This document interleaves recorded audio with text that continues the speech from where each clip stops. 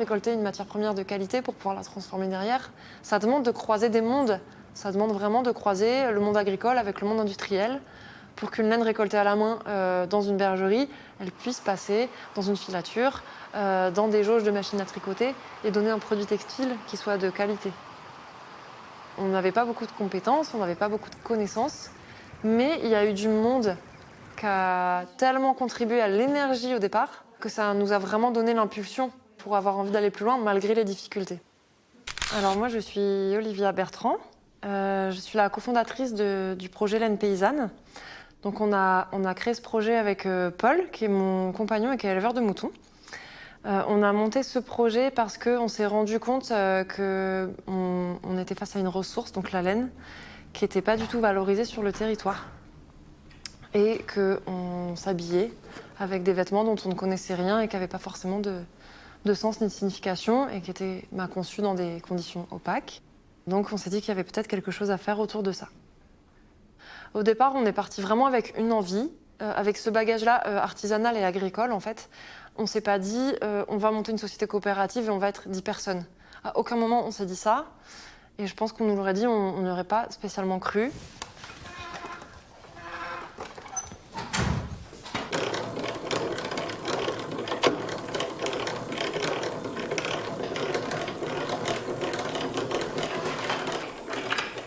En fait, l'industrie lainière, elle s'est complètement effondrée ces dernières décennies. Donc, on était vraiment face à une filière un peu dévastée, un peu abandonnée, surtout sur le territoire de l'Ariège, où il y a quand même des bassins industriels qui se sont écroulés.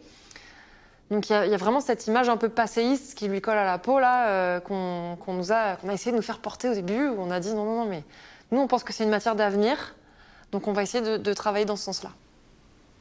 Quand on a rencontré Missègle, l'atelier de tricotage avec lequel on travaille depuis le départ, qui nous a vraiment accueillis et ouvert les portes, on a commencé par faire des chaussettes parce qu'on trouvait ça utile et que c'est des pièces relativement simples, en tout cas que eux ont l'habitude de fabriquer avec des laines rustiques. On a commencé en fait par de la vente directe sur les marchés locaux. C'est ce qu'on savait faire. Emmener notre petit stand, notre fil à tricoter et nos chaussettes, et puis être là à la rencontre des personnes pour expliquer comment on travaille et faire aussi cet effort de pédagogie effectivement sur la matière, puisque les gens n'ont plus l'habitude de porter de la laine. On est sur des coûts de fabrication qui sont élevés, puisque tout est fait en France, voire en Occitanie, à partir d'une matière qui est triée à la main, donc ça demande beaucoup d'étapes de transformation.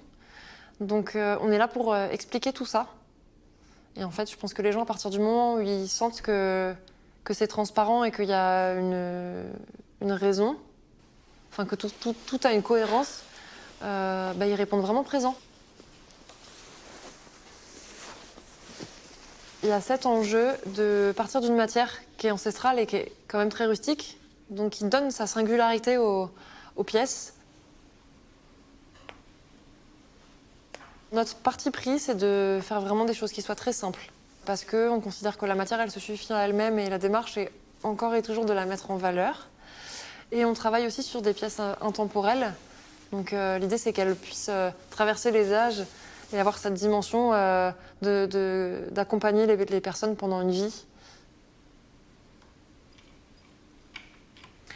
Parallèlement, comme je suis aussi tisserande à la base et que ça a été le point de départ du projet, l'idée c'était de faire une place centrale à ce savoir-faire au sein de Laine Paysanne. C'est encore d'autres débouchés, c'est un autre modèle économique, parce que là on est sur de l'artisanat d'art. On ne vend pas un tapis à plusieurs milliers d'euros comme on vend un pull qui a été tricoté à la machine.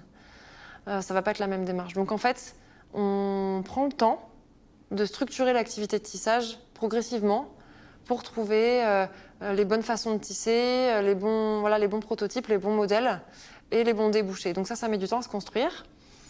Mais ça nous tient très à cœur en fait que le tissage prenne toute sa place au sein de la coopérative. C'est une belle histoire quand même, la croisée entre plein de savoir-faire différents et plein d'échelles différentes en fait. C'est ça aussi qui fait qu'on ne s'ennuie pas et puis qu'on a des sphères d'exploration qui sont encore infinies en ayant juste quelques races de moutons, quelques couleurs naturelles, une seule matière. On a l'impression que le champ des possibles il est déjà extrêmement large. En tout cas, on n'en a pas encore vu le bout.